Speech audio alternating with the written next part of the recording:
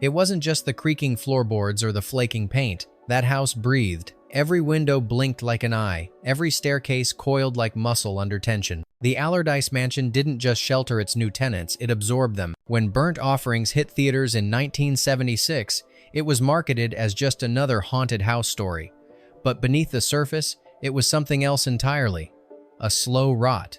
A psychological unraveling. A trap disguised as a summer retreat. The film follows a family lured by a suspiciously cheap rental deal, only to find themselves unraveling as the house subtly feeds on their emotions, fears, and sanity. But what's more disturbing than the fictional horrors is what happened behind the scenes. A feud between legendary stars, real injuries mistaken for brilliant acting, a screenplay that tapped into something far older and more primal than any script had dared to before. All of it hidden beneath the film's quiet, decaying elegance. And then there's the house itself. More than a set, less than alive, but somehow sentient. It's no wonder the real location became a magnet for paranormal investigators decades later. This isn't just another gothic chiller. This is the film that The Shining quietly took notes from. This is the one where the walls were never just walls. These are 20 weird facts you didn't know about Burnt Offerings. 1976. Fact 1. The scream that wasn't in the script. During one of the film's most jarring scenes,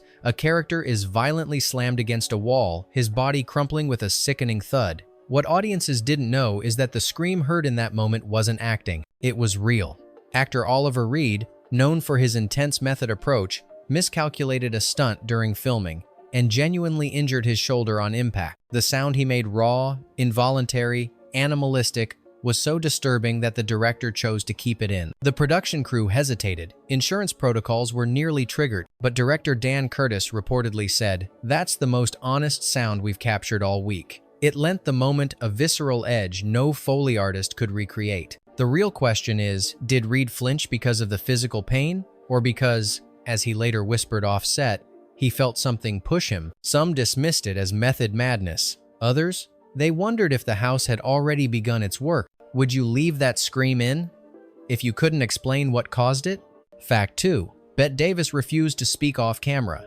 Veteran actress Bette Davis was no stranger to supernatural tales, but on the set of Burnt Offerings, something shifted. Crew members noted that Davis, usually sharp and sociable, became eerily withdrawn during production. She refused to engage in casual conversation. She'd sit silently between takes, eyes fixed on the walls of the house, lips tightly pressed together. When asked why, her reply was unsettlingly cryptic.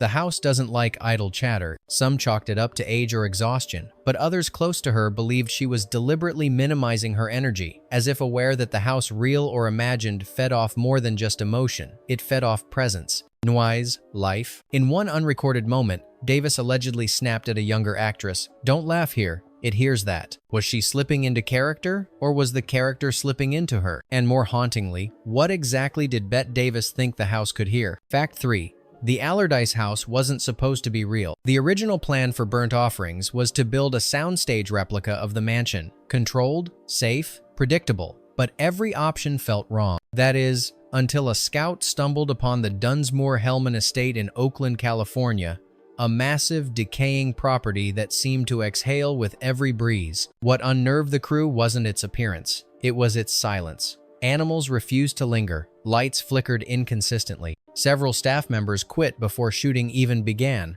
claiming bad dreams after visiting the property. Despite this, production went forward, and the house became more than a backdrop, it became a character. Cast members reportedly had nightmares mirroring their scenes. Prop doors opened without prompting. A chandelier fell hours before a key shoot. Even Dan Curtis later admitted, "We didn't direct that house, it directed us." Was it just atmospheric coincidence? Or did they walk into something older, more watching, more patient? And if the house wasn't in the script, who or what added it?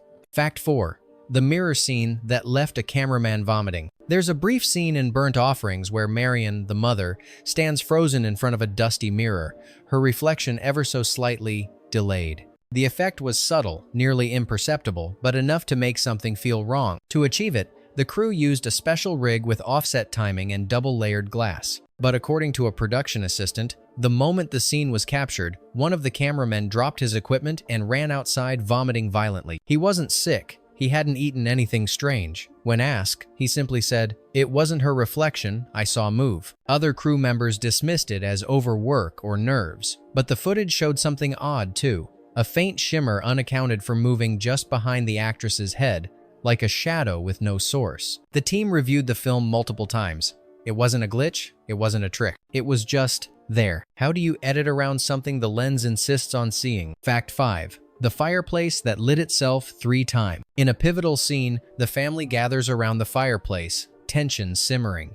The script called for a controlled flame, nothing dramatic. But during setup, something went wrong. The fireplace lit itself 3 separate times before the crew even wired the ignition. Everyone assumed someone was playing a prank, but the pyrotechnics team swore the system wasn't connected yet. No wires, no gas, no spark. On the 3rd ignition, one crew member shouted, "It's like it knows we're watching." Instead of shutting down the shoot, director Dan Curtis decided to film around it. He rewrote the blocking. The fireplace stayed lit, and the scene gained a haunting glow that wasn't in the original plan. Years later, a fire historian confirmed the design of that fireplace made spontaneous ignition physically impossible without an accelerant. So the question remains, was it just old wiring, or did the house want its moment on camera? Fact 6. A deleted scene that no one remembers filming. Every film has deleted scenes, but Burnt Offerings has one that's not just deleted, it's disowned. In an early test reel, a scene appeared showing the young son walking into the attic and seeing a figure on the rocking chair, his own mother, much older, staring blankly into space. The footage was grainy, the lighting unnatural. Reviewers called it the most disturbing part of the film. But here's the twist. No one in the production recalled filming it, not the director, not the child actor, not the DP. When they tried to locate the raw footage, it was gone, stripped from all backups. The reel was labeled Extra 13, a tag that didn't match any shooting schedule. Dan Curtis later joked, "Maybe the house edited that one in for us." But others weren't laughing. A production assistant who viewed the test cut refused to return to set. She claimed the woman in the chair wasn't the actress, and the room? It didn't match any built for the film. If no one filmed it, no one acted in it, and no set matched the layout, then what exactly did they record? Fact 7. The sound that wasn't on the score. One of the eeriest aspects of Burnt Offerings is its minimal use of music. Silence was the strategy, but silence is never really silent. During post-production, audio engineers reported a recurring sound in the background of several scenes, a low, throaty hum. It didn't match any of the ambient recordings, it wasn't part of the score, and it fluctuated, as if reacting to the actor's emotions. They tried isolating it, removing it, masking it. Nothing worked. What disturbed them most was that the sound seemed to follow one character in particular, Ben, the father, growing louder the closer he got to the attic. When they finally managed to filter it out in one scene, another distortion emerged, a whisper, reversed, slowed. It lasted less than a second, but the transcript chilled the team. It simply said, "She stays." No one could explain where it came from. The microphones hadn't picked up anything unusual during filming. So what made the house leave that message? And who was she? Factoid: Bette Davis collapsed right after delivering her most chilling line. Near the film's climax, Bette Davis's character suffers a terrifying episode. She trembles, gasps, and stares blankly at the wall, as if witnessing something unspeakable. Her performance is harrowing, too real to feel scripted. That's because it wasn't. Immediately after delivering her final line in that scene, "It's watching us again, isn't it?" Davis reportedly collapsed. Paramedics were called. Production halted. Her vitals were stable, but she didn't regain speech for over an hour. She later claimed she couldn't remember filming the scene at all. In her words, "I wasn't acting. I don't know what I was doing." Some believed it was a minor stroke. Others suspected stress. But the way the room dropped several degrees during her performance, confirmed by a temperature tech on set, added to the unease. Was it method acting pushed too far, or did something use her to speak? Fact 9. Oliver Reed demanded the mirrors be covered between takes. Oliver Reed was a man who feared nothing, or at least pretended he didn't. But on the set of Burnt Offerings, he made an unusual request. All mirrors, including those in dressing rooms and sets, had to be draped or removed when not in use. He never offered an explanation. But according to a makeup artist, Reed once stared into a hallway mirror for nearly 10 minutes before violently smashing it with his fist. When asked what he saw, he reportedly muttered, "Something else. Not me. Not anymore." From that day on, mirrors were considered hot objects on set, meaning they carried a charge of unease, Cinematographers had to work around reflective surfaces. The mirror scenes that remained in the final cut were rehearsed only once before shooting, as if even the crew began to fear what might be captured. What did Oliver Reed see in that mirror, and why did it stare back? Fact 10. The photographer who quit after one shot. During a promotional shoot on location at the Dunsmore Hellman estate, the studio hired a well-known still photographer to capture behind-the-scenes images. His reputation was flawless, his demeanor calm, methodical, unshakable, until he took a single frame inside the attic. According to the crew, he lowered his camera, went pale, and muttered, "This place doesn't want to be seen." Then, without saying another word, he packed up his gear and left. He never returned. Weeks later, the studio developed the roll he left behind. All the photos were intact except one, the attic shot. Instead of the actress, the image revealed a blur of shadow, a distorted figure that didn't match anyone on the cast or crew. No double exposure, no mechanical malfunction, just a form that seemed to stand too close to the lens. The file was quietly buried. The photographer? He never shot another film. What did he capture in that single moment? And why did it look back?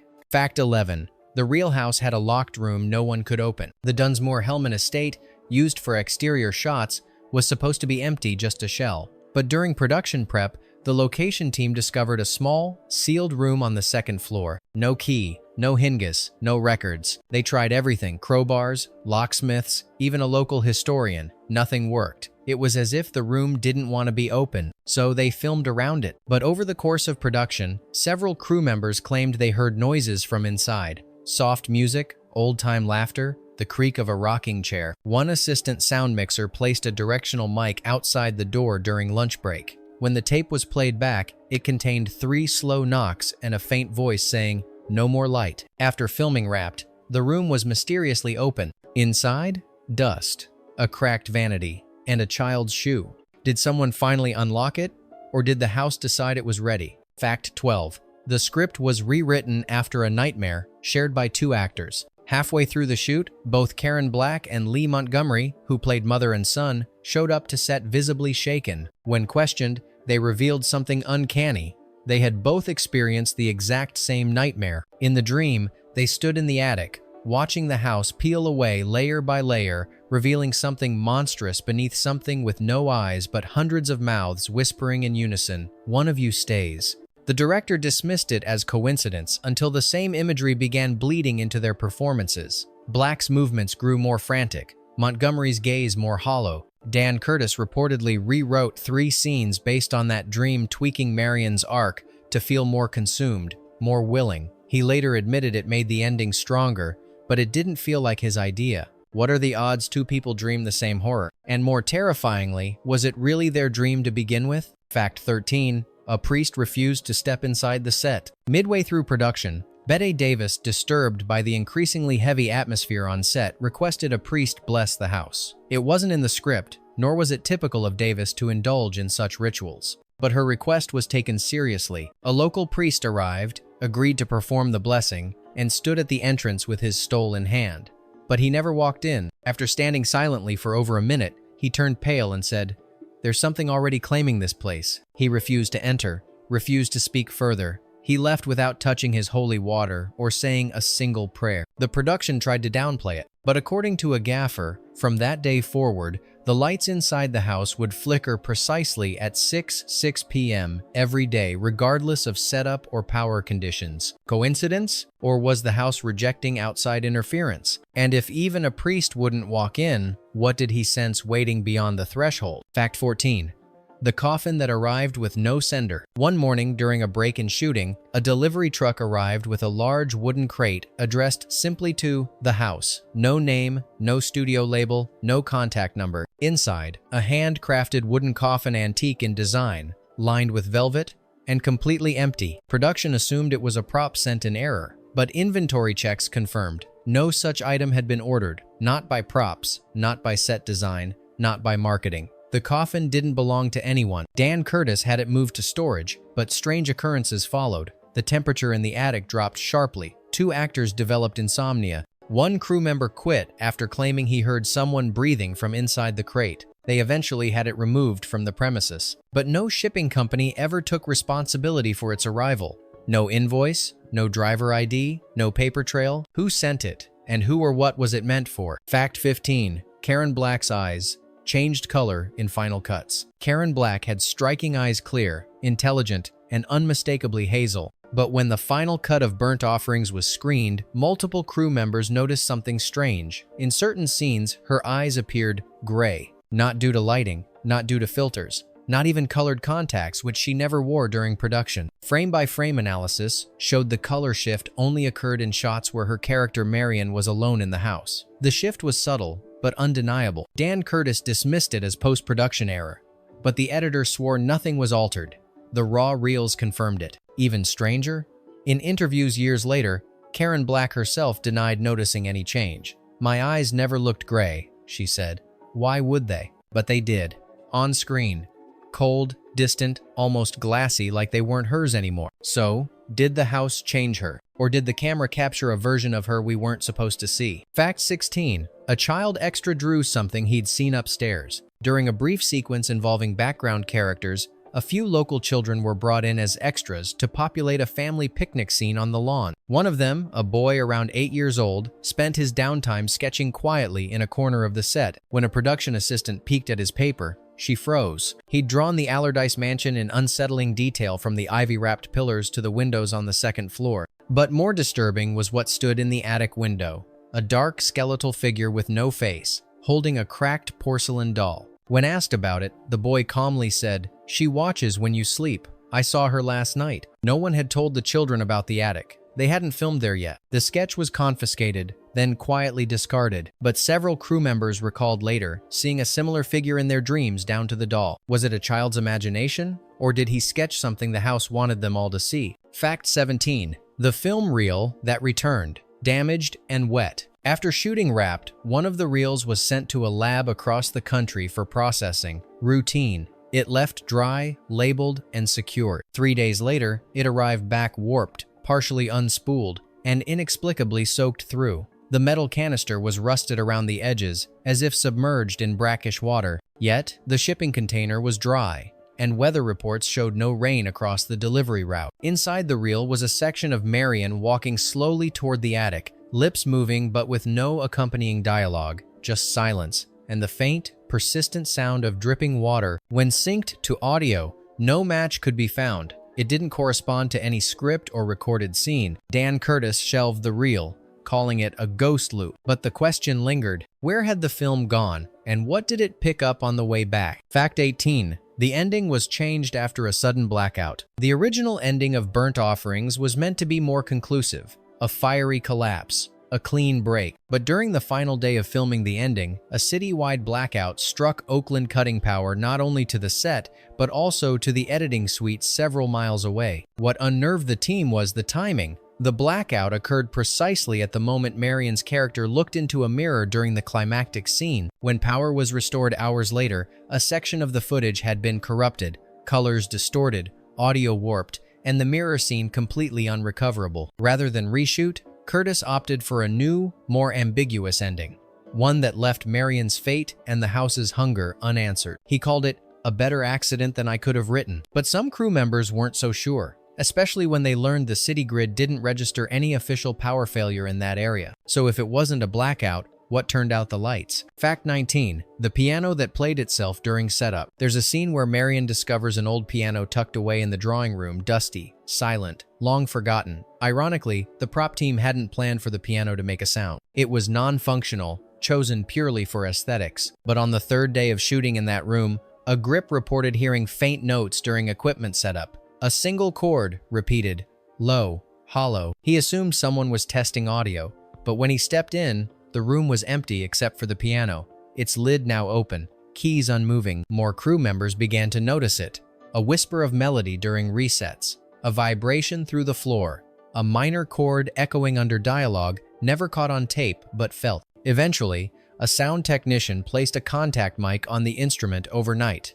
The next morning, they reviewed the recording. The piano had played 7 notes, random, dissonant, but unmistakably structured. A composer later transcribed it and laughed nervously. It sounds like something unfinished, like the start of a requiem. So, who was playing the house's song? Fact 20. The house was sold, then immediately abandoned. After the film's release, fans sought out the Dunsmuir-Hellman estate, eager to visit the infamous Burnt Offerings house. For a time, the owners leaned into the attention, offering tours, photos, memorabilia. Then came the incident. A guest wandered into an off-limits section during a storm. He was found hours later, sitting silently in a chair on the top floor, soaked, pale, non-responsive. When questioned, he simply said, "I saw her." Within weeks, the owners sold the property. The new buyers moved in and left 3 days later. They refused interviews. No official explanation was ever given. The house sat untouched for years, its windows shuttered, its garden overtaken. Local kids claimed it groaned at night, that lights flickered in rooms no one entered. Eventually, the city reclaimed it for public use, but kept the attic sealed. Was it just a cursed coincidence? Or did the house get too used to being watched? Bonus fact: the woman in the production photo that no one can identify. In 2013, a horror blog published a series of behind-the-scenes photos from Burnt Offerings, scanned from a collector's archive. Among them was an image of the cast and crew lined up outside the house, smiling, clapping, mid-shoot. At the far left stood a woman in period costume, gray dress, lace collar, staring directly into the lens with a blank expression. The problem? No one in the production remembers her. She wasn't an extra. She wasn't in the casting sheets. She doesn't appear in any other photo. The makeup department confirmed no such wardrobe existed. The image was analyzed. No signs of tampering. She cast a shadow. She stood on solid ground. Commenters online dubbed her the Allardyce Lady. To this day, no one knows who she was, or if she was ever part of the film at all. So who let her into the frame, and how long had she been waiting to be seen? Which of these facts unsettled you the most? Do you think the strange events were just production chaos, or was the house feeding off the attention from day one? Let us know in the comments. Was Burnt Offerings simply a haunted story, or a story that stayed haunted? And while you're at it, subscribe for more secrets Hollywood forgot to bury. We're just getting started.